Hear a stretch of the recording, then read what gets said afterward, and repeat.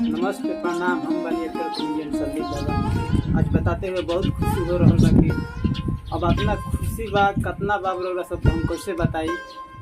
आज अब अंदर से हमारा अपना दिल खुश बा रौरा सबके का ही बताए। जितना भी बताई रौरा सब खातिर बहुत कम हुई। आज हमारे गूगल एडसेंस पिन आ चुकल बा तो रौरा सब देख सकते हैं। तो हमारे दिल में बा इतना सुकून मिलल है देख के कि शायद हम यूट्यूबर बने के लायक बा। यही की वजह से आज हमारे गूगल एडसेंस पिन आइल बा। रौरा में गूगल एडसेंस पिन आवे के कारण रौरा सब यदि रौरा सब हमारा के सपोर्ट ना कइले रहती जता गूगल एडसेंस पिन का कहाला कैसन होला हमारा के देखे के ना मिली। आज हमार डबल खुशी बा। आज हमारे 5000 सब्सक्राइबर भी कंप्लीट हो गए। बस रौरा सबके आशीर्वाद हो कि आज हमारे 5000 सब्सक्राइबर कंप्लीट हो गए और आज गूगल एडसेंस पिन भी आइल है। हमारा खातिर आज डबल खुशी बा और रौरा सब भी खातिर बा। जे सब्सक्राइब कैले बा उहो खातिर आ जे नइखे कैले उहो खातिर।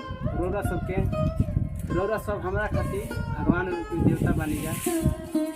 रौरा सब के चलते ही आज हमारे गूगल एडसेंस पिन आया था और आज हमारे 5000 सब्सक्राइबर कंप्लीट। आज हम सब्सक्राइबर पर वीडियो बनाने वाला रहने हैं, लेकिन जो सही हम मोबाइल खोल के देखनी है कि चलो 10-15 गो सब्सक्राइबर कम रही तब ले हम लाइव सब्सक्राइब काउंट कर जी दिखावा जी। लेकिन जो सही मोबाइल खोलनी है 80 गो रहन 1 मिनट के अंदर में 20 गो सब्सक्राइबर बढ़ रहा। बस रौरा सबके सपोर्ट किया की वजह से और उम्मीद रौरा सबके वजह से आज हमारे बहुत और हौसला बुलंद हो बा। तो सही अपन दुलार प्यार अपन भाई अपन बेटा पोता नाती भाई समझ के हमारा ऊपर प्यार बरसाई जा। और रौरा सब खातिर बहुत अच्छा वीडियो लेके आई। अभी फिलहाल हमारा वीडियो लेके आवत थोड़ा दिक्कत बा, लेकिन वो सब के छोड़ के आज हमारा इतना खुशी होता है कि अब मत कही जा। बोले में भी हम आज कैमरा के सामने हिचकिचात नहीं कि हम का बोले। इतना हमारा दिल में खुशी मिला।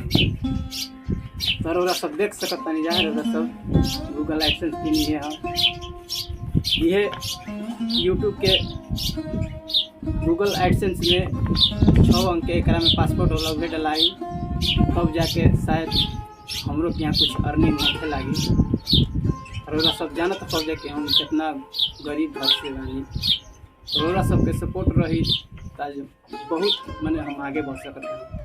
रौरा सब ये हमारा घर है रौरा सब देख सकते हैं। जैसे दिखा दी हमारे घर देख सकते हैं। ये घर भाई ये सब देख लीजिए खड़ा कट मरई ईटा सब खपड़ा के घर बार देख लीजिए। यह सब हमारे बा और ये देख लीजिए हम आज सीढ़ी पर बैठ के वीडियो बनावत नहीं।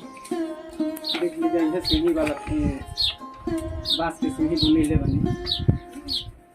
तो चलिए जैसे दी जा विदाई फिर कॉमेडी वीडियो में मिला जाए। अपना दुश्मनी और बता नहीं की सकत। जय हिंद, जय भारत, जय भोजपुरी समाज।